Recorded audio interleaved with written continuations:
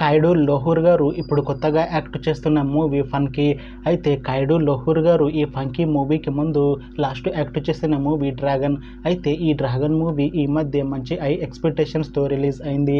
అయితే ఈ dragon movie release అయ్యి మంచి హిట్ అయింది. అయితే డ్రాగన్ మూవీతో ఖైడూ లోహూర్ గారికి ఒక మంచి హిట్ వచ్చింది. అయితే ఖైడూ లోహూర్ గారు డ్రాగన్ మూవీ రిలీజ్ తర్వాత కాస్త టైం గ్యాప్ తీసుకొని ఇప్పుడు మళ్ళీ ఈ ఫంకీ మూవీలో యాక్ట్ చేస్తున్నారు ఖైడూ లోహూర్ గారు. చూడాలి ఖైడూ లోహూర్ గారికి ఈ ఫంకీ మూవీతో కూడా ఒక మంచి హిట్ తనకి వస్తుందా లేదా అనేది మనం ఈ ఫంకీ మూవీ రిలీజ్ అయ్యాక చూడాలి.